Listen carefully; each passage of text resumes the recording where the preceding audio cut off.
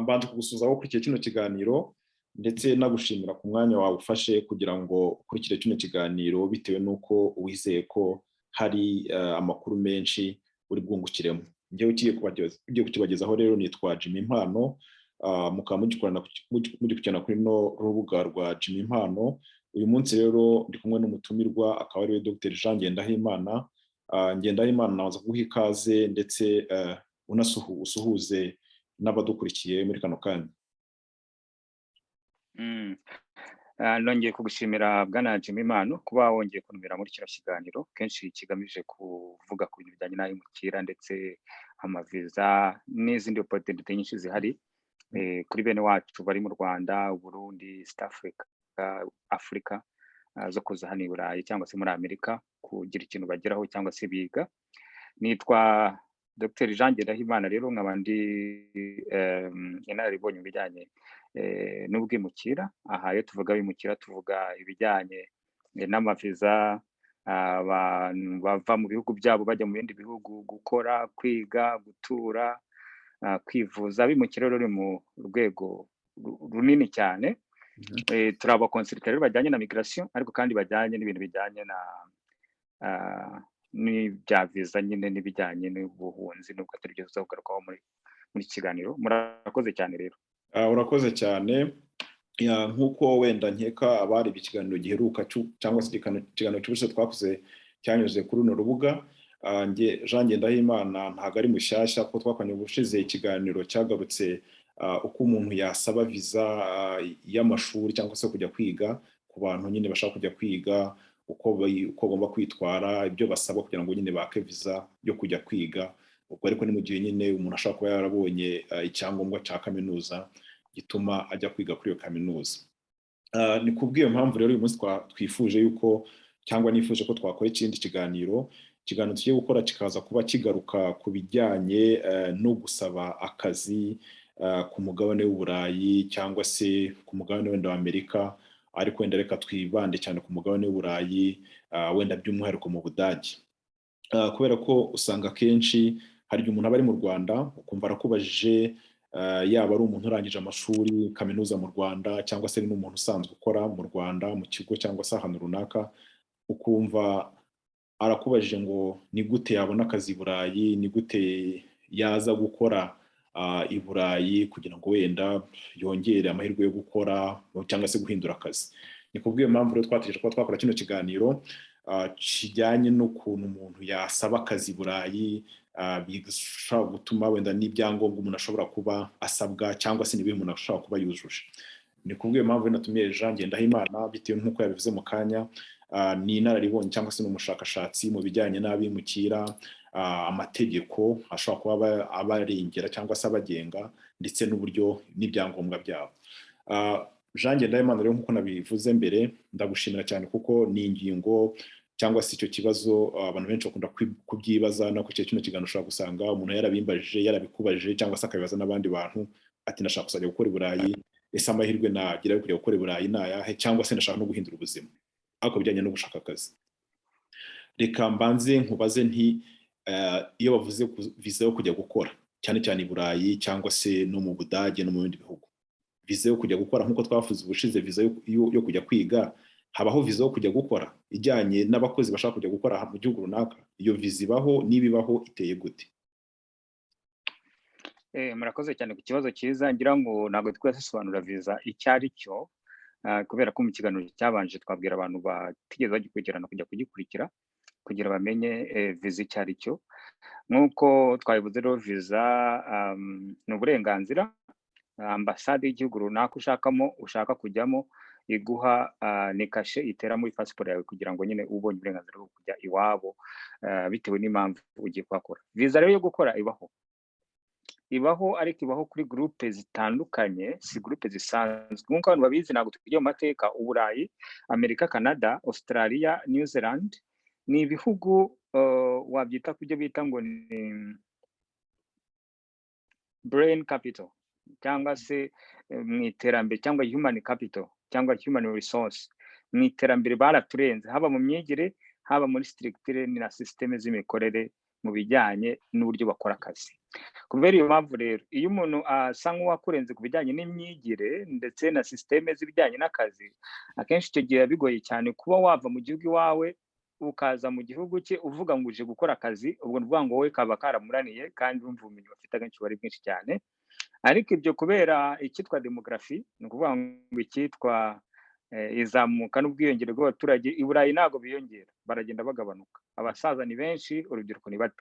Bahora bafite rero ikibazo cya systeme demographique cyo kuvuga ngo abantu nibajya muri pansiyo abazabakuvura ni bande. Ugasanga mu myaka 40 iri imbere bazagira ikibazo cya crise muri systeme zabo za pansiyo no gutunga imiryango yabo, bityo bikaba byakiriya crise economique. Ni nayo mpamvu rero bitagendeye ku bumenyi runaka akenshi baba bakeneye abakozi by'umwihariko bakora muri secteur zitandukanye. Rero uti iyo visa ubundi iboneka ite? Ni ryari umuntu afata pasiporo ye ngo ayijyane muri ambasade bamuhe visa yo kuza gukora i Burayi? Icya mbere, reka tubanze maze mbwira abantu ko i Burayi, Amerika na Kanada ari ahantu nyine hari ubuzi butandukanye kandi busaba ubumenyi butandukanye. Ibyo rero bikavuga ko abenshi mu bahabwa visa zo kuza baje gukora ni abantu bize cyane, by'umwihariko guhera ku rwego rwa masters, nibo bashobora kuza hano i Burayi kwiga. Hanyuma hejuru ya masters bo baba banafunguye ku rwego mpuzamahanga, ndavuga nk'abadokiteri n'abaprofeseri bashobora kwigisha mu kaminuza zitandukanye, ariko ibyo biterwa nyine n'icyo ushaka. Hanyuma hakaba n'ubundi buzi butoya, ndavuga hano urabizi ibyo bita health care, ibintu byo gufata abantu barwaye neza, ibintu bijyanye no gukora muri logistique mu makampani, mu Rwanda bakunda kubyita guterura ibikarito, ibintu byitwa hospitality, hano amahoteli asigaye afite ikibazo cy'abantu bajya kuyakoramo. Ubwo ndi kuvuga sekiteri za hano kenshi zifite manka y'abakozi bitewe na ya demografi nakubwiye. Icyo gihe bashobora gukenera abakozi runaka. Uti ikibazo rero kivuga tugiyeho ako kazi nakabona gute? Hano ibihugu byo muri West, abantu bakurikiranye neza ku muntu utazi umugani w'i Burayi, dufite ahantu ibice bibiri, hari West na Est. Ibihugu byo muri West ni ibihugu bisa nkaho byateye imbere cyane, nubwo atari cyane kurenza ibihugu byo muri Est, ariko muri Est hahora hari akenshi haba ubushomeri ugereranije no muri West. Iyo mvuga West abantu babyumve, turahera mu Budage, nubwo twe mu Budage turi centre ahari yegabanya West na Est. Hari Ubudage, ubwo nushaka kuzamura ushiro Scandinavia, Norvege, Suwede, Denmark, Finland, umanuke Ubuholandi, umanuke mu Bubiligi, umanuke Luxembourg, umanuke mu Bufaransa, utambike mu Busuwisi, umanuke Portugal, umanuke Espagne, urangiza wongere utambike ugane muri Italy ndetse no mu Bugereki. Ibyo bihugu ni ibihugu dukonsidera nk'ibihugu byo muri West byateye imbere, akenshi usanga binakira n'abandi bakozi saisonnier. Tugiye kubigarukaho kuko urumva biraba biri compliqué. Byakira abantu b'abakozi bava muri za Polonye, za Czech, za Bulgaria, Romania, Hongria, Slovenia, Slovakia, ukamanuka Croatia, Serbia n'ibindi bihugu byo muri Est akenshi byo mu burasirazuba. Bishatse kuvuga ngo bwa buzi nakubwiye mu mahoteli, bwa bundi bakora mu mahoteli, ndavuga gusavinga abakiriya mu maresitora n'ibiki, akenshi ntabwo ibihugu by'Iburayi byo muri Est bikeneye abantu bavuye muri Afurika, kuko urumva ni byinshi cyane. Abantu bo muri Est bashaka kwikuvura, icyo kibanza gisobanuke neza. Akaba ari rero mpamvu ndetse no muri logistique hano abimukira, impunzi, ugiye kuraba wavuga ko ari nka main d'œuvre idahenda igihugu ko abizanye. Ntago leta babatanze amatike naki, ni main d'œuvre. Nka mu Budage dufite itegeko Ministre Freza ushinzwe ubutegetsi bw'igihugu aretse gutwara mu nteko ishinga amategeko kuvuga ngo umuntu wabaye hano niyo aba adafite ibyangombwa imyaka 5 akora muri company igihe mbere no guhabwa residence permit cyangwa residence. Ubwo kuvuga ngo yaba yaraje nk'impunzi cyangwa yaraje nko mwimukira akora akazi, urumva icy'ingenzi ni ugukora. Iyo ukora wishyura imisoro yinjiza igihugu. Ubwo urumva baraje barizanye ibyo ntabwo bikostinga igihugu kiranabishima rwose ku buryo hari na gahunda zo kuvuga ngo muri European abantu baje baza nk'impunzi baza nk'abimukira bashobora kubona akazi ariko ifo kureba akazi babona ni bwoko ki mu bihugu biri hano nyine akenshi ubwo turi muri systeme y'akazi nibyo tukirimo ibyinshi igeze hano ubangamirwa n'ururimi niyo waba warize ukiga kugeza kuri masters cyangwa iyo utize i Burayi hano ngo uhige nyine wige muri systeme zabo akenshi biragora kubona akazi kajyanye na qualification yawe usibye ku rwego mpuzamahanga iyo mvuze ngo akenshi biragorana kuko hari abo bikunda biterwa n'icyo washizemo networking ufite n'abantu bakuri inyuma ibyo nabyo birakora hano burya iyo uziranye n'abantu baguha link baguha contact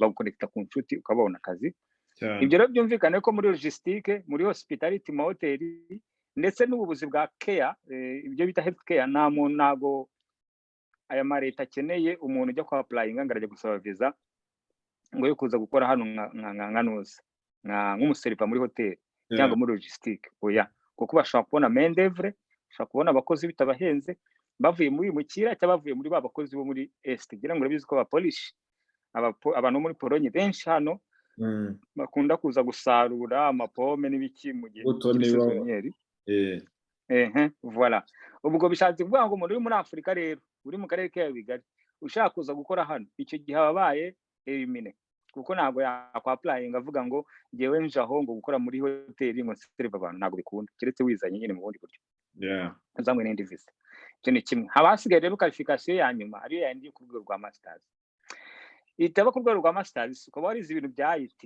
kuko ni domaine ikenewe cyane ibintu bya information technology ibintu byitwa bya data engineering ibintu byitwa computer engineering n'ibintu bitwa industrial engineering n'ibintu hano rwose bitewe n'iterambere rya technology abantu bari gushaka kandi abanyaburayi nabo burya bakunda naje gusanga nabo bikundira ibisosi ntabwo bakunda kwiga ibintu by'amashimi ibintu bya engineering reka bafite rero manka kuri ibyo bintu niba warize engineering ukiga computer science ukiga computer engineering ukiga industrial engineering yewe n'ibintu bya shimi ukiga chemistry engineering n'ibindi icyo gihe rwose nshaka kubwira ngo noneho ufite uburenganzira uko watangira kwa applyinga ibijyanye n'akazi ubwo rero tugeze noneho ni gute umuntu asaba visa y'ako kazi ubwo niba umaze kwikarifiya ukavuga ati nize ibi bintu ikindi ku rwego rwa masters ufite na experience donc ako ibyo byushobora kwa applyinga mu Rwanda ukaba wabonye visa ukaza hano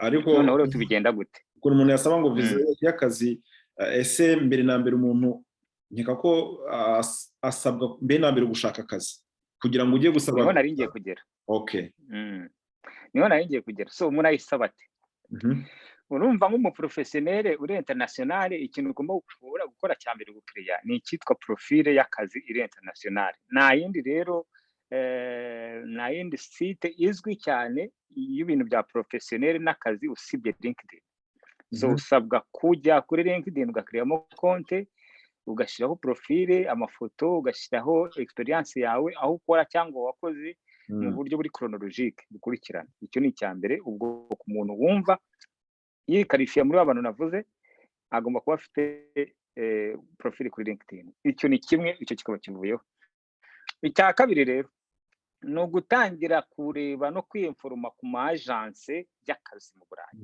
nuvuga ngo muri buri gihugu hano urabizi nka mu Budage dufite cyitwa Arbeit Agentur cyangwa se Agence de Travail hano nuvuga ni agence ujyaho ukareba ubuzi bwose buri muri icyo gihugu ukareba niba uri qualifié ukaba wakwa applying wakohereza application kuri company icyo ni kimwe ariko ntago ari aho gusa nk'umuntu ushaka akazi ugomba no kureba kwiyinteresa ku makampani akora muri ibyo bintu bya engineering by'umwihariko muri domaine muri icyo gihugu ayo makampani ukiyinforma hari amakampani international nka za Adidas za Volkswagen za hano mu Budage urumva hari nk'izitwa Zalando zishinzwe gucuruza ibintu by'amanuza e-commerce hari izitwa BMW hari abakora imiti urumva ayo makampani yose ukiyinforma yose wumva ari international ukiyinforma za Der Spiegel n'ibindi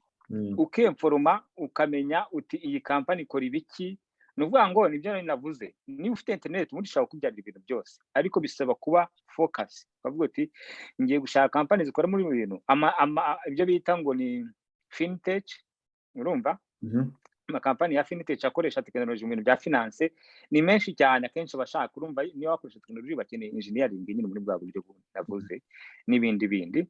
Ubwo muri buri gihugu gifite yitwa agence de travail, nko mu Bufaransa agence yawe de travail yitwa agence nationale pour l'emploi, urumva National Employment Agency, nayo imeze gutyo, nayo itanga yerekana ubuzi buhari muri systeme runaka cyangwa se muri systeme zabo kugira ngo ibintu bigende neza. So iyo umaze kuko baba bafite n'ama social media channels, ushobora kurayikinga ukareba buri gihe ibintu bapostinze, ukanasura na website yabo ukareba ubuzi bashizeho ibyo ari byo. Ubwo natangiye kuvuga uburyo umuntu ashaka akazi. Ibyo bintu nibivuga hano biri applique no mu Rwanda. Niba uri mu Rwanda ushaka akazi ugomba gukora ibyo bintu nyine, nabyo ugomba kubikora nyine nabivuze. Ubundi ikigo gishinzwe guhuza abakozi n'abashaka akazi, aho ushobora kunyura ugasaba, ndetse n'aho abakoresha bashobora nabo kuza. Ikigo cyitwa gute? Ntago nibuka, ariko izina ryo rirahari, cyari kiri muri Kigali, kubona kivuga kiza no gukora ahantu bita kuri Maison de Jeunes ya Kimisagara. Aho icyo kigo ndabizi ko gihari nanjye. Icyo kigo nyeka ko ari privé, kuko ishyaka rya Green Party nubwo tari muri politiki yandikirutse gusaba ko hajyaho Employment Rwanda Employment Agency, no kuvuga ngo akaba ari agence ya leta ishinzwe gukorana n'amakampani leta cyangwa privé, igafata akazi kabo. No kuvuga ngo ubundi company ziba zifite icyo gihe, ziba zifite mu rwego rwa transparency, ziba zifite inshingano z'uko mbere yo gutanga akazi kagomba guca muri iyo agence kugira bibe transparent. So reka twikomereze. So iyo employment agency, icyo nashaka kuvuga ku banyarwanda, ashobora nawe gucreate iyo LinkedIn, yarangiza hano nakajya asura company online za MTN za zose akaziriba, akafata telefone agahamagara ibintu nk'ibyo. So no mu Burayi rero byo navugaga, muratwihangana abanza harimo ikibazo cy'amajwi. Niba umaze kujya kuri Faransa ni hari ntago nakumvaga neza, bishobora kuba harimo ikibazo kibayemo cy'amajwi. Urimo uranyumva? Yawe ndakumva neza, nta kibazo akomeza. Icyo nashaka kuvuga, iyo umaze kurusura ayo agence bitewe n'igihugu ushaka, niba ari mu Budage ni Arbeitsagentur cyangwa agence de travail, no mu Faransa nuko, muri Swede nuko, nta gihugu na kimwe kidafite iyo agence. Icyo ni kimwe. Kabiri, nk'umuntu nyine uri international byanze bikunze uzakora mu bigo mpuzamahanga byaha akenshi, kuko biba bikeneye nyine abantu nabo bafite ikintu cyitwa diversity mu mico, bavuga n'indimi zitandukanye.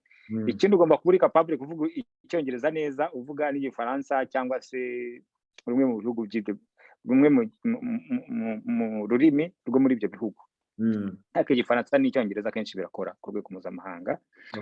Iyo rero umaze kubona akazi uri interest, ukora application nk'abandi bose, kora CV yawe, ukore lettre de motivation ihinduka bitewe n'akazi ugiye kwapplyingaho. Icya kabiri noneho nako icya gatatu, hanyuma ufate niba ufite ama experience ma recommendation wakwikuzi wakoze bijyanye n'ibyo bintu uyashireho, gusa ntago ari ngombwa bitewe na CV yawe ugashobora guhamagara. Hanyuma ikindi, ushobora gufata telefone umaze kohereza CV ukahamagara, niba hari ibisobanuro bindi ukeneye kuri iyo company bakaguhamagara. Hari abantu bavuga bati guhamagara hanze birahenda, ariko icyo gihe wiyemeje kuinvestinga mu kazi kari mpuzamahanga, ubwo uri na capable yo gukora ibyo bintu, usibye ko ibyinshi correspondence kenshi zigenda kuri email. Iyo ugize amahirwe rero, kuko nta muntu waprayinga hamwe, niba ufite masters warize ibyo bintu bya engineering, computer engineering n'ibindi bijyanye nabyo, ubwo akenshi baraguhamagara kuri interview kenshi ziba ziri virtuel, mukumvikana, mwamara gukora interview nk'ibisanzwe bakakohereza, bakakubwira twakaguhaye cyangwa twakakwimye. Niba bakaguhaye rero, kuko baba babona adresse wabahaye iyo ariyo, aho utuye, bahita bakohereza contrat. Aha rero bigeze ahantu heza cyane. Iyo umaze kubona contrat rero y'akazi, na company ubwayo ihita yohereza urwandiko muri immigration igatohereza urwandiko muri ambassade, wowe ugafata amafoto yawe, ugafata ya contrat yawe, ubundi ukagenda n'urwandiko wandikiwe na ya company ukagenda ugashyira muri ambassade. visa iba iri garanti hafi 99%. Iyo gahunda bivuze ko umuntu yabonye cyane rwose. akazi aho umukoresha we mushyashya cyangwa se ugiye kuzaba mushyashya ugiye kuzamukoresha akamuha ibyangombwa, akamuha kontara, akamenyesha inzego z'abinjira n'abasohoka, bakamufasha no gutanga dosiye muri ambasade ko kubona visa nta yandi mananiza wenda nka ambasade ikunda gushyira kuri uwo muntu. Reka biterwa nyine na size ya company, urumva babirebaho bareba priorite z'igihugu, igihugu kiba kizi priorite za industry niyo bakeneye koko abantu bava mpuzamahanga muri ako kazi. Kuko ntabwo urugero ntabwo abona umukoresha wo muri hoteli akazi kawe kitwa guseriva kari bartender none ngakoreza ibyangombwa ngo ambasade ngo ibiguhe, ntabwo yabyemera nkuko nabikubwiye. So kandi ikindi biterwa n'umushahara uzahembwa. Urugero bene ako kazi ntabwo kaba gahemba munsi y'ibihumbi 3500 by'amayero, ako kazi mpuzamahanga ubwo ni miliyoni nk'eshatu n'igice. So bareba qualification, urumva we hano nko mu Budage birazi no mu Faransa nuko abantu bari qualifié muri ibyo bintu bya engineering, industry engineering, computer engineering, data engineering n'ibindi process, akenshi usanga nyine ari aba expert nabo bahabwa ya karite y'Uburayi yitwa blue card y'aba expert n'aba professionnel muri so gahunda. So ambasade rero iyo ibonye ibintu nk'ibyo irabizi kuko ni politike z'ibihugu ziba zivuga turapromoting ibidukeneye human resources ziva hanze muri izi industry. Ariko ntabwo wambwira ngo umuntu tuvuguziranye n'umukoresha ni manager wa hotel hano mu Burayi mu Faransa, muradirinze bya bindi arakubwira ati noneho reka ngutumire uze, bagasanga ambasade yaje kureba igasanga titre y'akazi kawe ni nka bartender cyangwa receptionist. Wenda aho ngaho wenda reka ndamfata urugero rwa niba ari hoteli mu bintu ishaka kugitegura na amafunguro ya kinyafurika, wenda cyangwa se amafunguro ya kinyarwanda, ukaba ari nk'umuntu w'umutetsi rwose uzi guteka neza mu Rwanda. Aho urumva harimo ibindi urumva nubwo ndi kwivuga ni ka generale, ariko muramutse muspecifiye na ka kazi gahemba make katuvuge kuko nko mu Burayi nkaha akazi gahemba make ni 300 cy'amayero, ubwo ni miliyoni 1,300,000. Bara nibagire ngo ni menshi, mbabwire kuko nk'inzu hano ushaka gusanga iri kuguhe uri kwishura 500 cyangwa 700, ubwo abasigaye angahe warya mugasanga nyine yarangiye. So abantu nibagire ngo akazi keza ubundi hano gahera mu 2,500. Akazi keza ubundi neto akenshi gahera muri 2,500, naho munsi y'1,500 burya nakazi gasanzwe umuntu abaho arya, ariko ubundi bitari ibintu byagukiza. Usibye ko nakazi nawe ugakiza, ibyo nawe tuzabigarukamo. Niyo wahembwa burya ni 10,000 uri umukozi rwose ntacyo bimara. So ubwo processes niba icyo umuntu yavuga, niba utari muri ba bantu baba expert mbizi ibintu bya data engineering na computer, ikindi ukaba udafite masters degree, kuko masters degree nka mu Burayi umuntu ufite masters yabonye akazi ntabwo ashobora guhembwa munsi y'ibihumbi 3. Ufite ni ibintu biba bizwi muri system, bitewe na industry ngo muri education byo ni nka 5 ahubwo ubaye nko mwasista bigera no muri 5. So nicyo bishatse kuvuga, ariko nibica umuntu intege nyine wize bachelor ye wumva afite inzu zo kuzajya gukora hanze, cyangwa uziranye na manager hoteli cyangwa wa coffee shop n'ibintu nk'ibyo, bashobora kudiringa manager akagira ukuntu abivuga specific mu rwandiko yadiresa kuri ambasade no kuri immigration, avuga ati uyu muntu nkuko yabivuze, uyu muntu afite ibintu dushaka kandi twaragerageje nta muntu twabonye.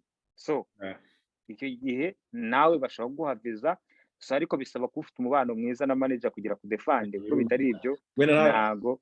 Nayevuze nk'urugero wenda tubare niba ari nk'ahantu bacuruza ikawa zitandukanye, bashaka wenda kugira umwihariko wo gucuruza ikawa ziturutse ku isi mu bihugu bitandukanye, bati ariko hari n'ikawa y'u Rwanda abantu bajya bayitubaza, twamenye ko uyu muntu ashobora kuba ari abantu bategura ikawa, niyo mpamvu twifuza ko twamuha akazi kugira ngo dufashe abakiriya bacu bashaka ikawa mu Rwanda. Urumva ko bitewe n'ukuntu iyo company icuruza ikawa yabivuga, nkeka ko wa mugani manager ashaka kubikora, kandi koko ugasanga niyo poste niyo banayihinda ugasanga irabonetse kandi kemera cyane. Habaho ka exceptionnel, urumva mu bintu byose habaho amaka exceptionnel, ayo ni amaka exceptionnel, nubwo ataba ari igisata leta iteza imbere mu gushaka abakozi bavuye hanze ngo baze kugikoramo, ariko iyo habaye usobanura ufitanye gahunda nziza, ufitanye umubano mwiza na manager, ibyo bintu yabidefanda bakakuzana, kuko n'ubundi uba uzishyura imisoro, uba uzishyura inzu, uba uzagira barabigira, barabigufasha cyane. icyo gihe. Ariko nk'uko navuze, ntabwo icyo gihe viza biri kuri 99 nicyo kugarukaho. Icyo gihe viza ishobora kubaho kuri 80 bitewe na manager uburebe ubifanda, bikarangira banayiguhaye. Voilà, ibyo nibyo ndaza kuvuga, so ntabwo ucika intege. Atari Burayi nk'uko bisanzwe n'ubundi, iyo ushaka gukora mu miryango mu kampani yanaha, ushobora no gusaba internship iri virtuel, ugasaba, ubwo tugeze muri zindi option, ugasaba ko ubafasha wenda mu bintu bya data entry, kampani runaka yinaha n'iki, noneho wabirangiza ukababwira none se ko nshaka kumigra, nta kuntu mwamfasha mwaza. Aho bashobora kuvuga ati uyu muntu yadukoreye gutya kiri no mu Rwanda, reka aze gusura cyangwa azadusure, adufashe gukora ibintu ibi, cyangwa aze muri internship. Hari abantu bajya bazana muri internship buriya nk'Abanyarwanda bagakwiye kumenya ibintu byitware na n'iparatene rwose. Mbabwiza ukuri nk'Abanyarwanda mutumva, n'ujya ujya kwinteresa i Burayi, nta gihugu na kimwe gifitanye umubano urenze uw'Ubudage gifitanye n'u Rwanda, by'umwihariko iriya ntara ya Rena n'iparatene. Kandi hariyo opportunity nyinshi uramutse ubizamu. Ushobora kujya mu mashuri ugasaba internship yo kuza kubigisha cyangwa kuvugamo ibintu by'Ikinyarwanda, kubwira abanyeshuri u Rwanda n'ibiki byose. Ushobora gusaba amakampani muri Rena n'iparatina, ugasaba akazi nk'umunyarwanda, burya nubwo bavuga relation politique ku rwego runaka, influencer relation business. So ushobora, hari ibintu byinshi ibitari ibyo, atari Uburayi gukora mu miryango mpuzamahanga nk'uko nabivuze, ni gukora profile ya LinkedIn, ubundi ukagira amarekomandasiyo y'abantu beza aho wakoze, baba abarimu bakwigishije cyangwa se abakoresha ba mbere, ubundi nawe ukaba serious ko CV yawe yanditse neza n'urwandiko, ubundi ukajya wohereza muri iyo miryango mpuzamahanga. Icyo ukora nyine ku rwego rwa masters nibura, kuko bachelor ho haba hakirimo ibintu. Kugira umuryango mpuzamahanga uzakomeye gukora bachelor, nuko uba ufite experience, nabyo reka ntitubisinyize inyuma. Nibura hejuru y'imyaka 5 warize bachelor, rwose ushobora kubona akazi mpuzamahanga. Sinzi n'uko iyo umuntu afite bachelor's degree ariko akaba afite nka experience y'imyaka 5 cyangwa se uburambe ku kazi bw'imyaka 5, wamufata nk'umuntu ufite urwego rwa masters ugisohoka cyane ufashe iyo diploma afite n'uburambe bwe ukabiteranya byabyara. N'uwize secondaire ufite nka experience y'imyaka 7 uzabisanga muri UN babivuga. Urugero rwo kubwira ngo office ya human resource, niba ufite AD ugomba kuba ufite experience y'imyaka 8. Niba ufite bachelor degree ugomba kuba ufite experience y'imyaka 5. Niba ufite masters ugomba kuba experience y'umwaka 1 cyangwa 2. So nuko bigenda nayo, so ugomba kubirebamo ukaba umuntu rwose w'umushakashatsi kuri internet, apana ibintu bya social media ngo byirirwemo. Kuyijyamo ugiye kureba ufite ibikujyanye nta kibazo, uje kuri YouTube uje kureba nk'ikiganiro nta kibazo, ko nacyo kikongera umenye, hari agaciro cyongeraho. Ariko kujyaho ngo umara amasaha ya 5 uri kureba ibintu bidasobanutse, icyo gihe rwose kuzakora ku rwego mpuzamahanga biragora, no kuzabona kariyeri ifatika mu Burayi biragora. Ndumva mu magambo make ibijyanye n'uko viza ziboneka ni ibyo: ubanza gushaka akazi n'umukoresha mwiza, akakoreza ibyangombwa na kontra, ibyo bintu ukabitwara muri ambasade, viza yawe ibiri garante. Okay. Hari ikintu uvuze, wenda kuba umuntu yashaka akazi akashaka n'ibyangombwa akajya gusanga umukoresha cyangwa se agasanga aho akazi kari, ari byo nakita wenda ko wenda urugero umuntu aturutse mu Rwanda aje gukora mu Budage, mu Bufaransa n'ahandi. Ariko ngira ngo aho isi igeze uyu munsi wa none, cyane cyane n'ikoranabuhanga, hari n'igihe ushobora gusanga umuntu ari mu Rwanda ariko ari mu gukorera ikigo mpuzamahanga gishobora kuba akorera mu Budage ariko we wari mu Rwanda. Nabivuzeho hari nk'umuhungu nzi, ntabwo ni mvuga amazina hano, ni umugabo akorera kampani ya Fintech mu Bwongereza, kandi ntabwo arahagera, aba mu Rwanda. Ariko nyine birumvikana ko ahembwa amafaranga afatika, aba mu Rwanda. Ndetse hari porogaramu zinahibura ya kenshi, iyo ufite akazi keza ushobora kuzinaha, urugero ushobora kuzinaha bakaguha icyo bita residence y'akazi. Residence nyine yo gukora. Urugero nk'igihugu cyitwa Malta gitanga, iyo ufite akazi keza itanga iyo residence. So kwa applying ukavuga ko haje muri vacances ariko y'akazi urumva, hanyuma bakaguha residence ugatura. Hari ibihugu nk'ibyo rero kandi akora mu bintu byitwa ibintu bya compliance management. Ku bantu batabizi ni kureba niba ari banking compliances, ni nko kureba kuvuga ngo ese iyi banki nubwo ikora ama operation yubahirije amategeko, ni kureba mu mategeko mu by'ukuri niba amategeko yubahirizwa iyo hagiye gukorwa operation, ni kureba ibintu bya fraud, ni kureba niba nta mukiriya uri gukoresha fraud mu kwinjiza amafaranga, ibintu nk'ibyo byose. So ni byo akoramo kandi nkeka ko nk'ibyo kamwe mu rugero nk'ibyo impamvu bivuze urumva ko atari bya bindi bya computer science cyangwa industry engineering, urumva ko atari ibintu bya banking. So n'abakora muri bank bitewe n'ama operation ukora ushobora gusaba akazi mpuzamahanga ukanakabona pe kuri za gahunda nakubwiye. Bisaba kumenya kwa applyinga, ufite experience, byanze bikunze ubona akazi. Courage gusa ugomba kushiramo imbaraga. Urakoze cyane rwose wenda kutubwira ukuntu ashobora kubona gusaba akazi akajya gukora ku kazi mu bihugu byo hanze y'u Rwanda cyangwa se mu bindi hanze y'ibihugu bitewe n'aho wenda waba uherereye, ariko nayo mahirwe y'uko umuntu ashobora no kuba yabona akazi akabikora mu buryo bw'ikoranabuhanga atavuye aho ari, nabyo ko ayo mahirwe ahari. Ndagushimira cyane, ariko hari ikintu wavuze cyangwa se mu garuka cyo kuvuga ukuntu umuntu ashobora kubona akazi cyane cyane twavuze isoko ry'umurimo ku bihugu byo mu Burayi, ibihugu byo muri Amerika n'ahandi hatandukanye. Muri iyi minsi bashaka kugira ikibazo cyo kugira abakozi ku isoko ry'umurimo bitewe n'uko mwajya mu biruhuko by'izabukuru cyangwa se n'imirimo ugasanga igenda yiyongera, ari byo bituma wenda bakenera abakozi cyane cyane benshi ku isoko. Ibi bitumye nibaza niba ibyo byose bihari akazi karaboneka, ese ibyo bihugu usanga hari amategeko agenga babimukira bashaka kuza kuhakora, amategeko niba hari yabateye gute? Kuko urumva hari amategeko abafasha kugira ngo nabo ako kazi bakabone, hari amategeko muri ibyo bihugu ahari. Uko ubizi nta system itagira amategeko, by'umwihariko amategeko y'abimukira cyangwa se y'abanyamahanga. Hano babyita Ausländer Gesetz cyangwa Ausländer Recht. Ni ukuvuga ngo ni immigration law y'Ubudage. Hari n'igitabo rwose cyabikorewe cyitwa Ausländer Recht cyangwa Ausländer Gesetz. Ibyo rero birahari cyane, ariko muri zino systeme kimwe n'ahandi no muri Afurika no mu Rwanda, mbere y'uko ukora ugomba kugira ikintu cyitwa residence permit. Kandi iyo residence permit mu burenganzira bwo kubaho, kugira baguhe nyine ubwo burenganzira bwo gutura muri icyo gihugu. Residence permit rero kugira uyihabwe nabyo ni application, ugomba kwerekana icyo gihugu uri kugikoramo iki.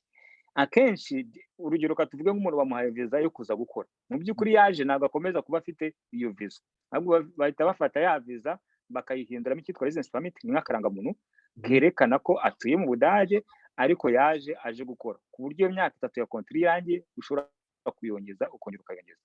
Wenda niyo batarenuvera akazi bakakubwira bati ngere byose tuzongera tugire dute, ufite umwaka wo kongera gushaka akazi kandi mbere y'uko usubira iwanyu.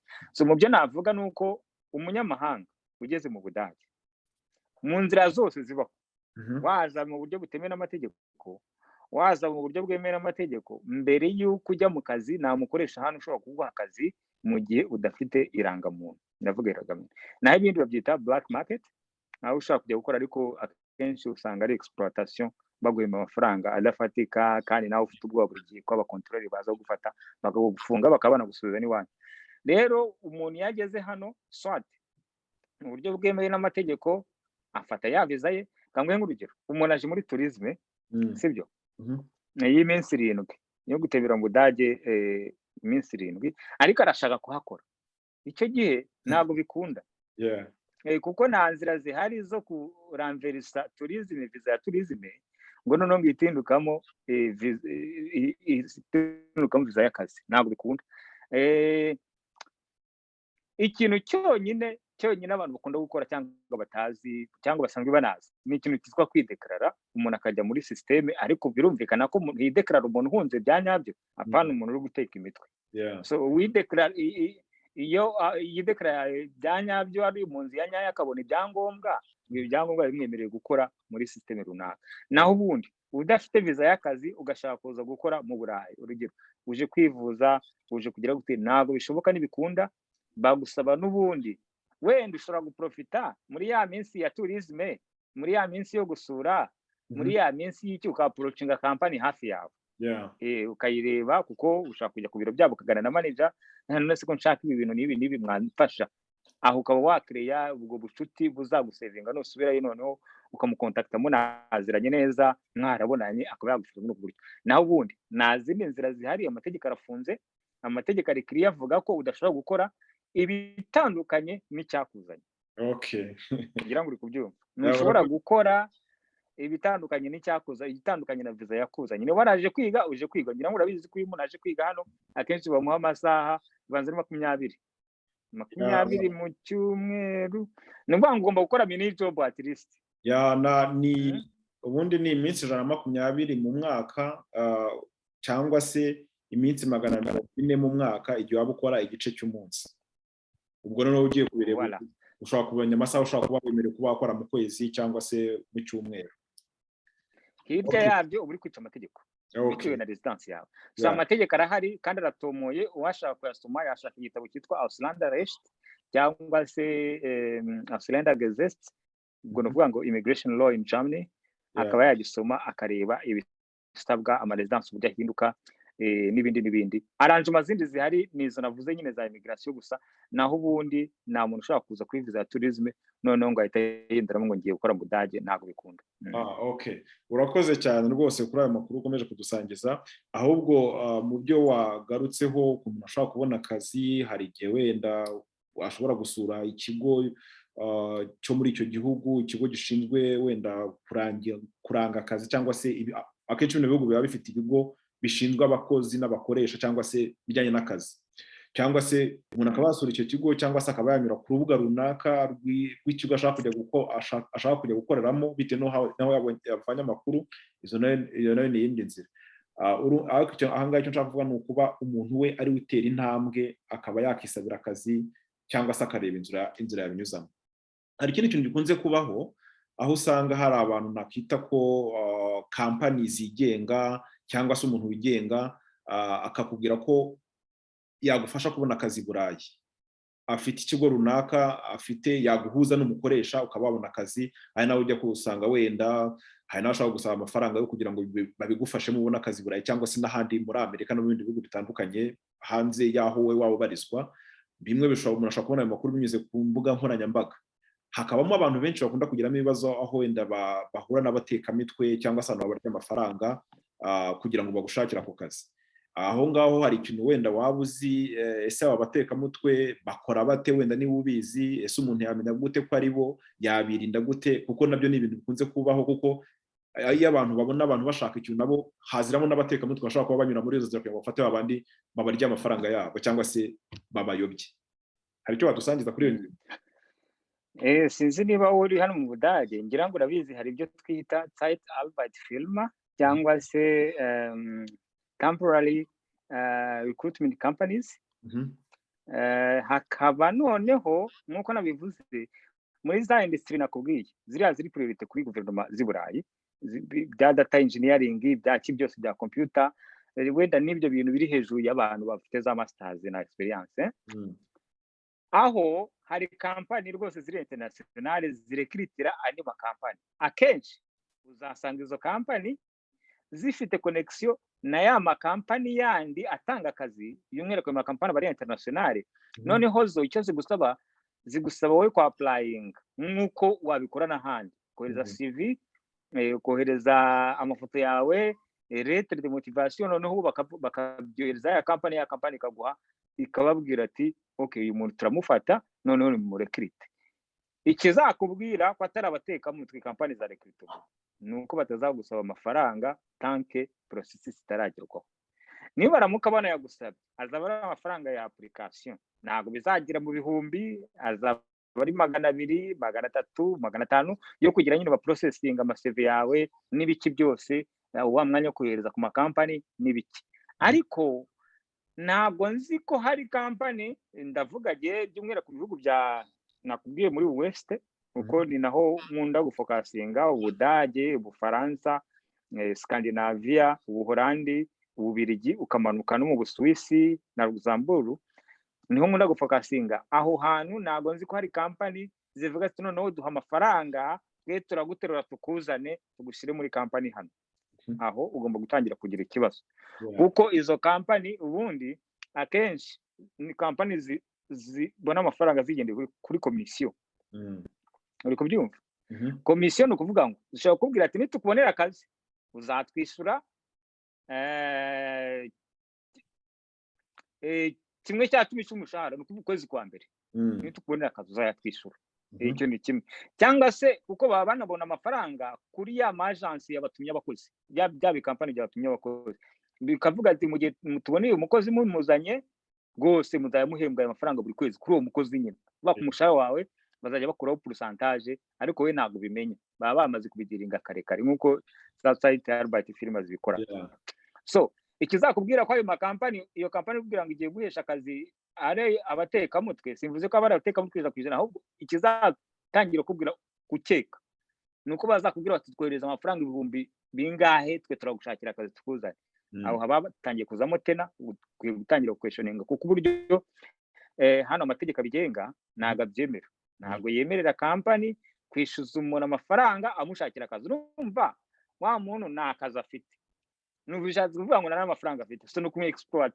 Ibyo bintu ntago hano byemewe, ni nayo mpamvu nyine ayo makampani akenshi atabikora ya nyayo. Icyo kora hari ahandi mu bihugu ushobora gusanga bihari, simbizi, sinzi uko migration bikorana n'abakozi baho. Urugero urabivuze nigeze kumva muri Polonye, Lithuania, za Slovakia n'ahandi. Aho hantu ubwaho n'abene igihugu n'akazi baba bafite, haba hari unemployment iri hejuru. Turi kubyumvikanaho? Yego. Urugero nko muri Polonye hari unemployment iri hejuru, ngira ngo urabizi. Kandi niba koko biririyo, nago uwo muntu nta muntu uza kuri visa aje gukora bidaciye muri agence cyangwa se bidaciye muri immigration. Kuko ni immigration zaguha ibyangombwa byo kuba muri icyo gihugu, kandi igomba kubiguha uyereka uko byagenze. So uzasanga harimo ikibazo muri rusange. Niba naguprasa muri company, ubwo ushaka kuzagira ukagira ibibazo, babyaranje amafaranga mwarayagabanye, niba bayagabanye na ya company kugira ngo iguhereze ibyangombwa biraho, ku buryo uzasanga n'umushahara wawe ushaka gusanga nawo, ahubwo nyine ibintu uhageze ukaba expert muri runaka. Nago mvuze ko ibyo bintu byose ari imitwe, ndabishaka kuba biriho, ariko ndagira inama bazadukurikira n'abandi bazadukurikira bijyanye no gushaka visa z'akazi, ko mu gihe bari kukwishyuza amafaranga mbere yuko bagira ikintu bagukorera, bitavuga ngo ni consultance, ngo barashaka kureba niba nibura ko kazi, barashaka bareba ibyangombwa byawe. Urumva ayo mafaranga ko nabivuze ntabwo yarenza na 500 ya consultance, kureba ibyangombwa byawe, kureba qualification zawe niba zujuje ibisabwa, ku buryo niba bashaka kuvuga ati noneho iyi CV yawe turayemeye, tugiye gutangira kugira gute kujya tuhereza ku makampani dukorana. Ahubwo Jimmy, ibyo bintu nawe rwose ushatse wabikora, kuko nkeka ko kabikora byanyabyo, kuko amakampani hano za HR, amakampani ya nka za Adidas, nka za nibona kubwiye nazo zibazi kintu babakozi nyine ba engineering n'abaki, so abantu bakajya baplayinga baciye muri wowe, ugafata komisiyo ivuye muri ayo makampani, wenda n'uwo muntu kugira umukore consultance rebe koko kuko kame umwanya na amafaranga. Kugira uzafate dossier ujye kuyiga, uyu muntu afite masters experience zingana iki. Ahubwo uvuze icyo kintu bituma wowe muri service umwanya twohereza amakampani n'ibiki, mukananumvikana mukamwasinya contract, nubona akazi uzaduha 10%. Bibaye bitumye nibaza muri service wowe utanga na company ukoramo cyangwa se ukorera, cyangwa se niba ari banza ari ni yawe cyangwa se ari ni ufite company. Ni company nashinze. Yego, ya company yawe washinze. Ibyo bintu wenda bite n'ikibazo narimbashije, nta izo service murazitanga zo zijyanye no kuba umuntu yanyura muri company yanyu cyangwa se yawe akaba ikintu ntago dukora mu bintu bijyanye n'akazi, kuko nta mwanya dufite kujya gushakira abantu akazi mu makampani. Kandi urumva nyine system ya migration, twe ntabwo turi HR company, ntabwo turi company recruiter andi makampani. Twebwe dukora ni consultance muri immigration. Ikintu twakora nkuko nabikubwiye ni kimwe, niba wumva utari siri ko qualification yawe ishobora gufasha kubona akazi mu Burayi, ushaka kutwandikira ukatubwira ati se mwandebeye niba koko ndi muri ya industry ishobora kwa applyingamo, mwandebeye niba ibi bintu bishoboka, ese hari mfite iyi qualification ndashaka kumenya niba yamfasha. Urabona harimo ibintu byinshi bidasobanutse, kuko n'umuntu ufite bachelor ashobora gukora ku rwego mpuzamahanga, ariko se arakora afite ze experience mu biki, nihe domaine. Ibyo rero ushobora kutwandikira, twashobora kwishyura amafaranga ya consultance, tukawukonsulta, tukawubwira noneho ibi bintu turabibona, twanaguha recommendation y'amakampani wakwa applyingamo. ahubwo ko nta kuntu guhera ngo nta kuntu wamenyesha abantu company yawe cyangwa se service mutanga n'ukuntu yitwa ku buryo n'abantu babagana banyuze hehe?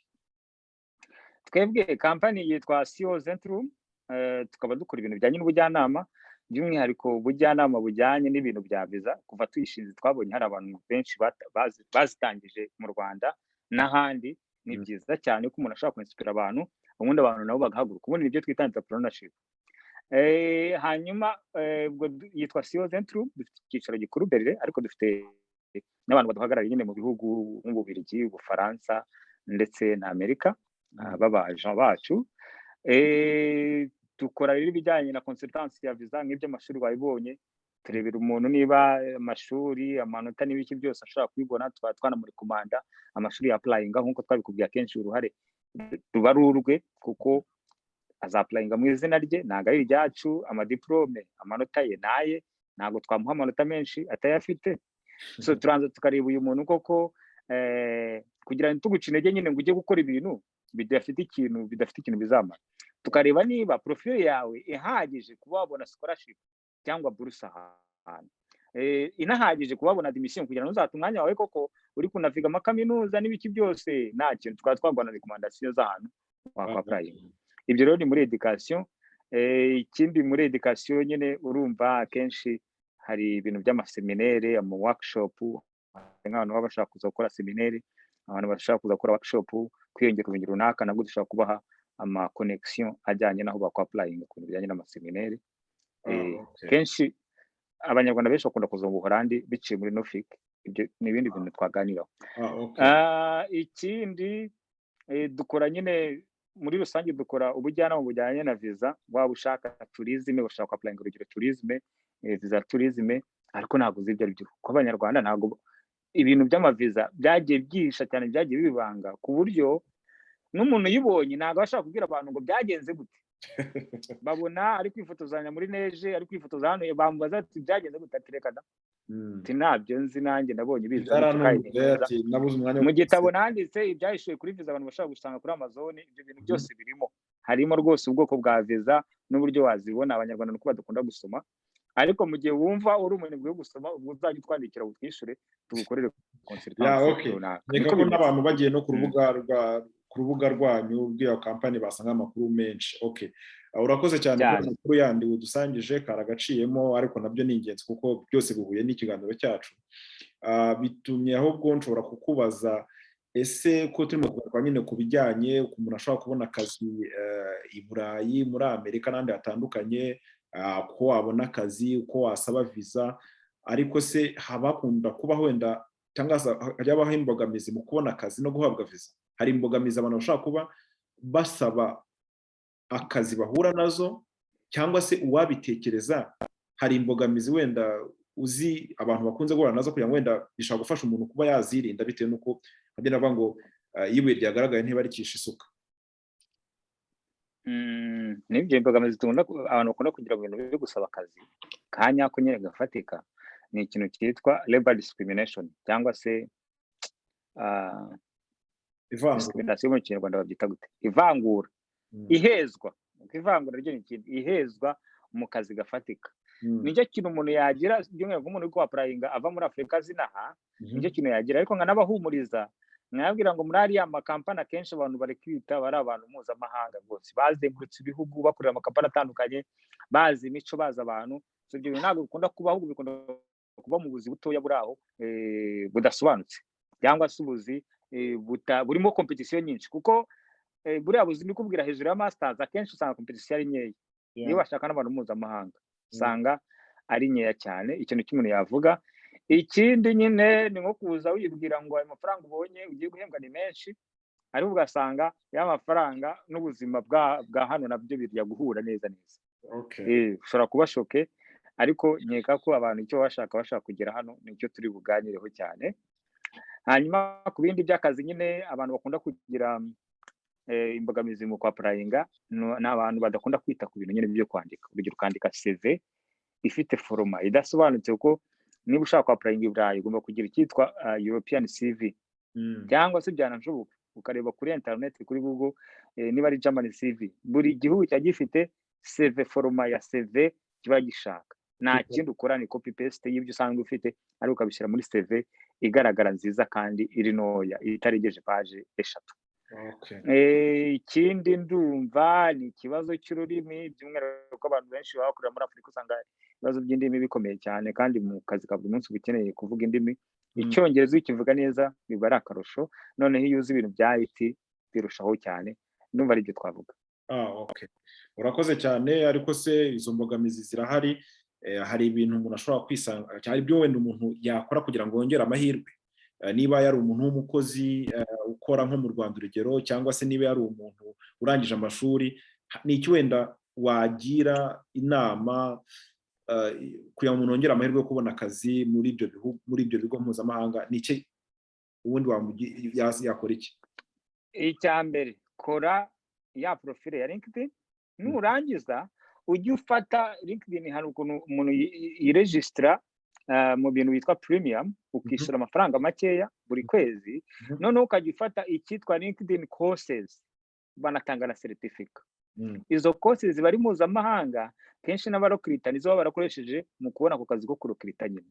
So kandi iyo urangije gufata iyo courses akenshi usanga zitamara n'amasaha 5, 10. Niba ushaka muri human resource ushaka, niba ushaka compliance ugashaka iyo course ya LinkedIn, bahita banakubita bafata ya certificate automatically bakayishyira kuri CV yawe kuri LinkedIn.